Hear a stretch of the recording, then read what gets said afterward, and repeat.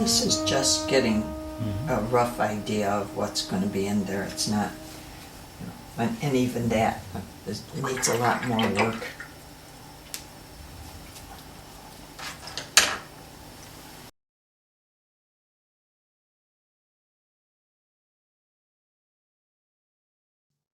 I was born in, and I grew up in Rochester, New York, in the 30s and 40s. In a family that was very close-knit and everybody did something artistic. My father did pencil drawings. My grandfather had chalk drawings, I think, that were hung in the city hall. My mother did all kinds of crafts, and we were always encouraged to do that. What I found in my later years is that I go back and remember a lot of those things that we used to do. For instance, when I was a kid, growing up in a city, the vegetable man used to come around with a horse and buggy. And then my mother would go, he'd be yelling out in Italian, pumadoras, chinga sorts of basket, so 5 cents a basket. And, my mother would be out there. Whatever they didn't grow, we had a backyard that my grandfather grew everything in. I mean, there wasn't grass there. Nobody thought you weren't going to waste the dirt for grass. So he planted everything, but whatever he might have run out of or didn't get, then they would buy from the greengrocer who came around with his cart. It was a small little street that was, almost everybody on the street was related in some way. And it was cobblestone, so a lot of times I will put cobblestone streets in my paintings. It didn't have those nice old Victorian houses that I like to paint from Cornhill, just really plain, simple houses. I always enjoyed art. I never thought about it as a career. It wasn't anything. I did win honorable mention when I was in 8th grade for the Scholastic Art Awards, and that's about the only thing. The only art I took was whatever you got in school. I still remember a 3rd grade teacher, though, who taught us how to draw figures, and I practically do that today. We either had to do sticks or beans. And then that's how we filled in being, the figures. And I tend to paint everybody tall and thin in my paintings, and I think it's a throwback to that time. I led a very enjoyable childhood. I didn't have any traumas during teenage years. I had a lot of fun growing up. And then when it was time to go on to college, I would have been the first one in my immediate family to go to college because my parents didn't have that opportunity. They were married in 32 at the height of the Depression, and there was just no way they could go to school. My father wanted me to be a pharmacist. My mother wanted me to be happy. So to please my father, I took a lot of sciences in high school. And then I decided I really wanted to be a teacher. And then Ray Conrad came to my high school and talked about going to Brockport. And that sold me right there and there that day. I knew I was going to go to Brockport. Besides which, my father took me over to visit Nazareth College, which at the time was a Catholic girls' school, and I had never gone to a parochial school or anything like that. So I walked in, it was a Sunday afternoon, and all these girls were studying in the labs, and all these nuns were walking around, and I thought, not much fun there, so I wasn't going to go. And but he was very good about, giving me my choice. The other thing that worked out fine is because at that time you didn't have to pay tuition in the State University of New York. So it was virtually free. I think we paid maybe $40 in fees. And the thing that they did for me, my parents, in order for me to get the college experience, that even though I lived 20 miles from the campus, they thought I should live on campus and really get the full college experience. So, and that's what I did. And I loved going to school at Brockport. I thought that the professors we had were really terrific. Really had to think critically. People like Morgan and Manny Muganis, whom I just love, and it had a fantastic English department. I took the first philosophy course they ever offered. So it just was a good time all the way around. Probably my favorite professor was John McNaughton, and he was so exciting that even until he passed away a couple of years ago, we were always in contact and on the phone, and he gave me ideas for paintings. He called me up one day and he said, "You have to do a painting of when Teddy Roosevelt came to Caledonia." And I said to him, "Well, tell me about it." Well, he sat there with a yellow pad, and I must have filled up about 10 pages while he went on an hour and a half to describe the whole scene to me, including the streets were dirt, and you know how they kept the dust down. They had these water wagons, and they would do it.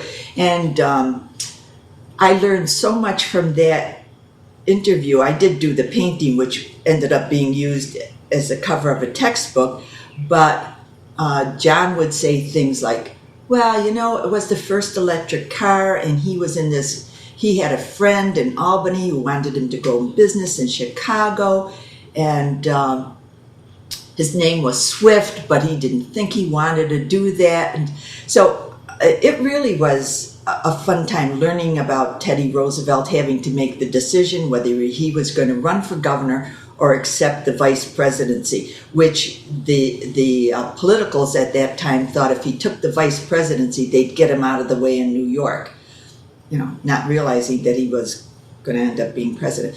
So it was, I think the reason why I'm a positive person is because I really have had a positive life. I don't consider myself a Pollyanna. I don't think it's always going to be wonderful. There have been times that it hasn't. But if at 72 I have to look back, I'm going to say I had a terrific life. And this new career with painting has even been more fun. Well, I always enjoyed doing some kind of artwork. So I had what Mel used to call the craft of the month. I'd buy all the tools for whatever this was. I did leather craft, I did pottery, all of those things. Then Ann Getz, who was a neighbor, said to me, "There's somebody in Brockport who teaches country tin painting and stenciling." She said, "We ought to go." Well, we had young kids at the time, so going out on a Monday night to go paint was really a fun thing. And that's what we did. So I learned how to do the country tin painting, which a lot of people call toll painting, and how to stencil. So we had fun going around stenciling houses. Marge Brown, who was the president's wife at the time, was also in this class. We were like the itinerant stencilers.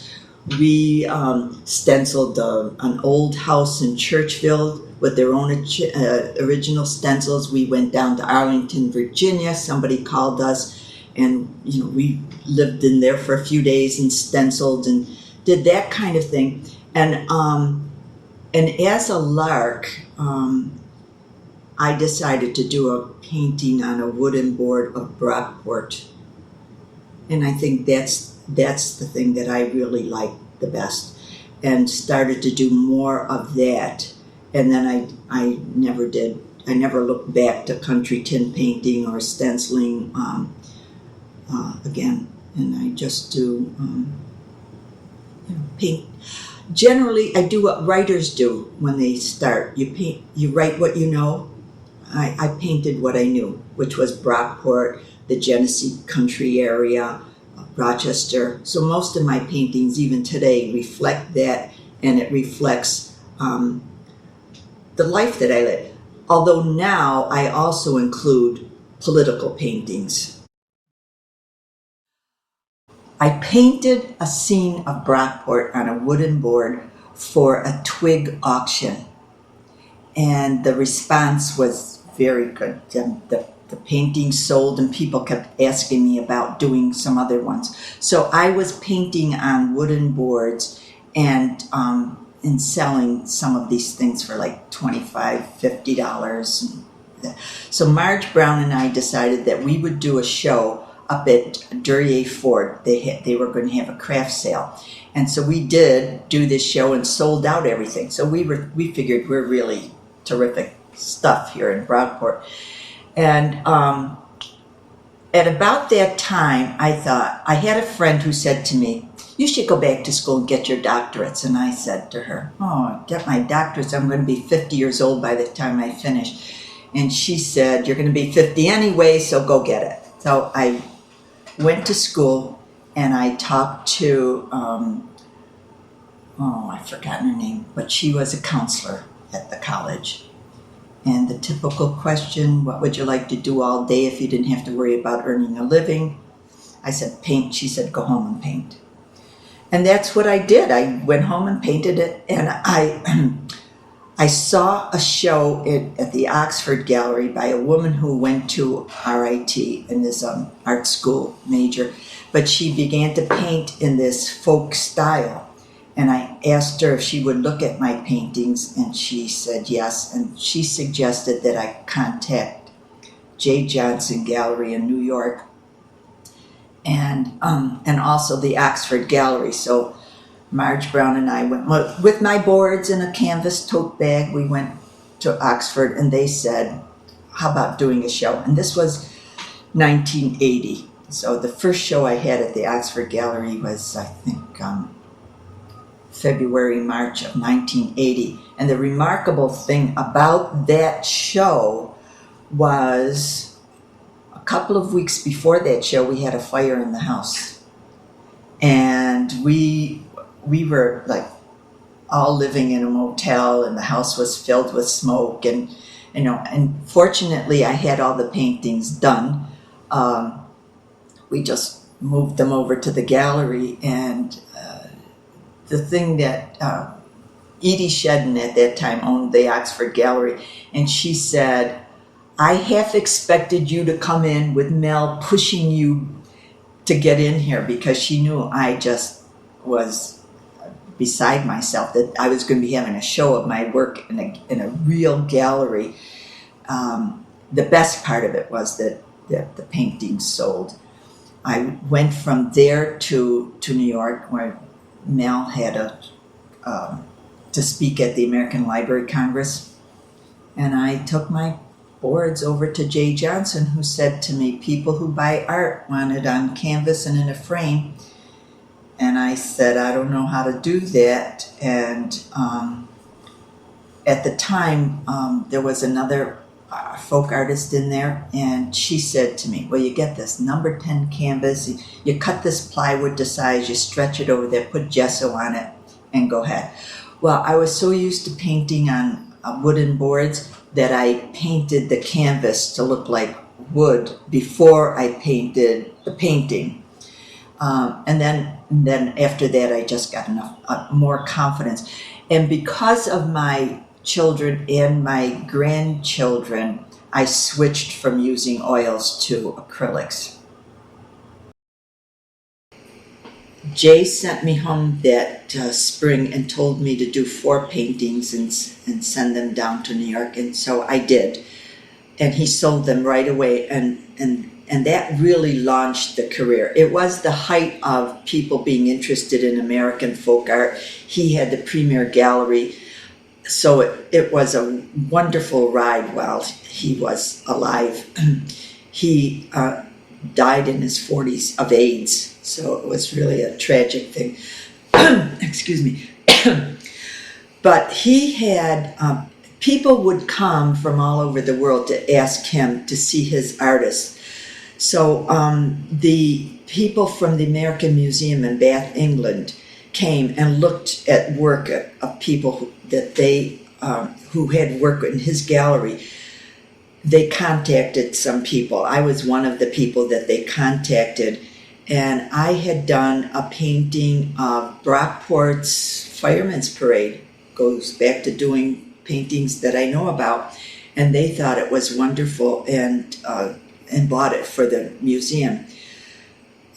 We have family who live in England, so we decided that we would deliver the painting, and then it was hung in a show in London with many other paintings. And the fun thing was explaining to the Lord Mayor of London that Brockport has a volunteer fire department. They couldn't believe that any place in the United States didn't have a paid fire department, that we worked with volunteers. So many interesting things happened over the years.